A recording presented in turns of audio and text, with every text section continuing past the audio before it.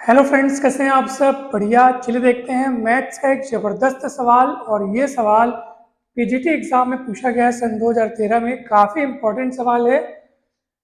यदि alpha beta gamma delta समीकरण x के घात 4 धन P x square plus Q x plus के बराबर 0 के मूल हो तो गुणनफल कितने का मान क्या होगा, ये हमको बतलाना है। गुणनफल देख लेते हैं किनका किनका है। Alpha plus beta plus gamma, alpha plus gamma plus delta, alpha plus delta, beta plus gamma plus delta, इन सभी के गुणनफल का मान हमें बताना है। और आपके सामने ऑप्शंस दिए हुए हैं दोस्तों। बहुत ही जबरदस्त तरीके से और बहुत ही सरल तरीके से ये सवाल बनेगा, ध्यान से देखिएगा। सबसे पहले तो मैं आप लोगों को सूत्र बता देता हूं जिनका इस्तेमाल इस सवाल के लिए होने वाला है। क्योंकि आप देख पा रहे हैं यहाँ पर इसमें चतुर्घात का समीकरण दिया हुआ है, ठीक है।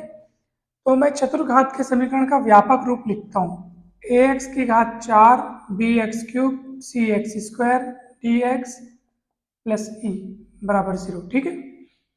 ये चतुर्घात के समीकरण का व्यापक रूप है।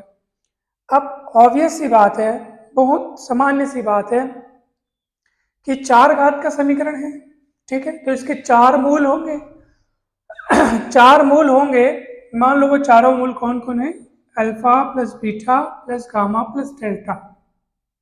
तो आप सभी को पता होगा कि चारों मूलों का अगर अपन सिंगल सिंगल योग देखें तो ये होता है माइनस बी बटे ए, दूसरा पद बटे पहला पद ऋण चिन्ह के साथ। इसको दे देता हूँ समीकरण नंबर 1, ठीक है।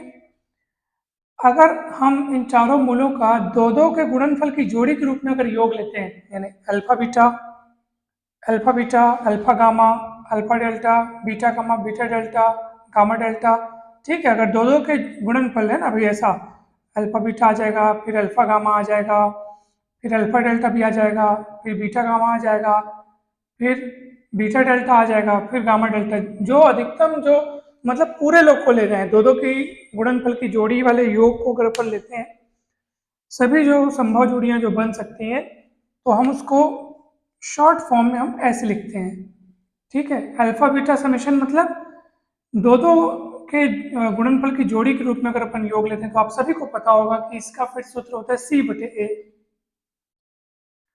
और अगर अपन तीन तीन मूलों के गुणनफल की जोड़ी के रूप में अगर अपन योग को लिखते हैं, यानी समेशन अल्फा बीटा गामा, तो ये फिर से होता है माइनस डी बटे, ठीक है। दूसरा बटे पहला, तीसरा बटे पहला, चौथा बटे पहला। अब क्या बच गया? अब चारों मूल के गुणनफल एक साथ, चारों मूलों का गुणनफल, तो अल्फा बीटा गामा डेल्टा, तो वो होता है आपका ई बटे ए।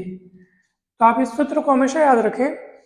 जैसे आप त्रिघात के लिए लिखते हैं तो तीनों मूल का योग दूसरा बटे पहला माइनस चिन्ह के साथ, फिर दो दो की जोड़ी के रूप में योग, फिर तीनों का गुणनफल एक साथ आता है। लेकिन अभी यहाँ चार मूल है, तो चार मूलों का सिंगल सिंगल योग, फिर दो दो की जोड़ी वाला योग, तीन तीन की जोड़ी वाले में भी बहुत सारे पेयर बन जाएंगे। जैसे अल्फा बीटा गामा, इसमें इस समेशन में कौन कौन छुपे हुए हैं? अल्फा बीटा गामा है ना भाई, और कौन बन सकता है? अल्फा बीटा डेल्टा बन सकता है। और कौन बन सकता है बताइए? Beta gamma delta, alpha gamma delta. तो ये सब तीन तीन की जोड़ी जितनी बन सकती है, उनके जोड़ियों को आपको लिखना है। इन सबों का योग कितना हो जाएगा? माइनस डी बटे ए हो जाएगा। अब आप देख रहे हैं कि हमको जो समीकरण दिया है उसमें चार घात वाला पद है, उसके बाद सीधे दो घात वाला पद है, एक घात वाला पद है, कांस्टेंट पद है। क्या नहीं है यहाँ पे? यहाँ पे तीन घात वाला पद नहीं है। तो आप तीन घात वाले पद नहीं है तो आप उसको जीरो गुणांक करके आप उसको लिखिए। तो हम लिख सकते हैं इसको एक्स की घात 4 धन 0x cube plus P x square plus Q x plus के बराबर 0, ठीक है। ये एक्स की घात 4। अब आप यही सूत्र को इनमें लगाइए, तो भैया ये चारों का योग कितना हो जाएगा बताओ? Alpha plus beta plus gamma plus delta.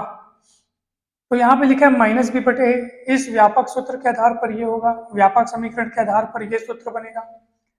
अगर चतुर्घात का व्यापक समीकरण ये है तो उस हिसाब से ये सूत्र बनेगा। तो यहाँ पे आप कंपेयर करो, बी के स्थान पर 0 दिख रहा है तो ये हो जाएगा आपका 0। उसके बाद आप बताओ समेशन अल्फा बीटा, यानी दो दो के गुणनफल की जोड़ी के रूप में अगर अपन योग लिखेंगे तो c बटे a अर्थात p बटे 1 यानी कि p। अगर तीन तीन के गुणनफल की जोड़ी के रूप में लिखेंगे तो ये आ जाएगा, देखो क्या होता है, माइनस डी बटे ए मतलब माइनस क्यू बटे 1 यानी माइनस क्यू। और अगर अपन चारों का गुणनफल लिखते हैं अल्फा बीटा गामा डेल्टा तो फिर ये आ जाएगा आपका, देखो क्या होता है, ई बटे ए, तो ये आपका आ जाएगा के बटे ए मतलब 1। ठीक है, अब सुनो, जिस गुणनफल का मान हमें ज्ञात करना है उसको देखो। ये क्या लिखा है, alpha plus beta plus gamma.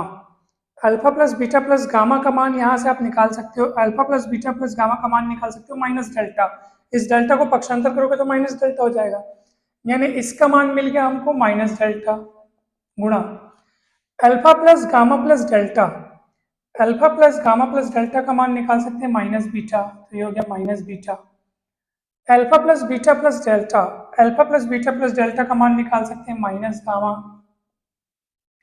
Beta plus gamma plus delta, beta plus gamma plus delta का मान निकाल सकते हैं माइनस अल्फा।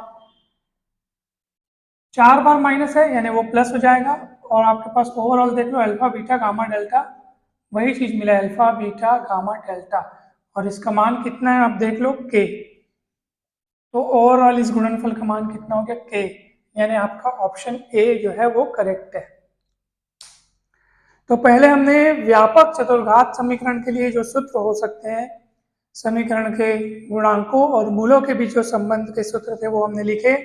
उसके बाद दिए गए समीकरण को पहले हमने प्रॉपर फॉर्म में चेंज किया, या पूर्ण रूप में हमने पहले उसको बदला, क्योंकि वहां त्रिघात वाला पद नहीं था तो शून्य गुणांक करके उसको लिखा और बदला। उसके बाद आप देख पा रहे हैं कि ये सारे सूत्र जो कि इस व्यापक समीकरण के लिए लिखे गए थे उसको हमने इसके लिए अप्लाई किया।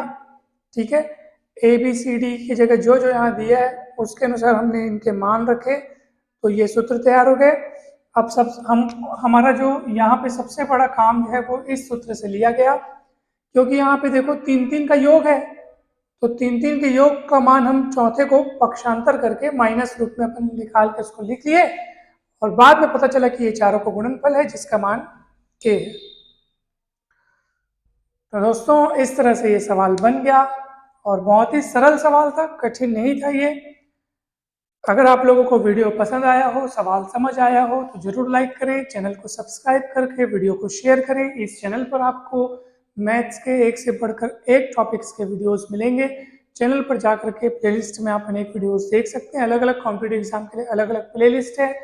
किसी भी कॉम्पिटिटिव एग्जाम की तैयारी के लिए ये चैनल आपको बहुत हेल्प करेगा, तो जरूर सब्सक्राइब कर लीजिए, वीडियोस को दोस्तों के साथ शेयर कीजिए। Thank you so much.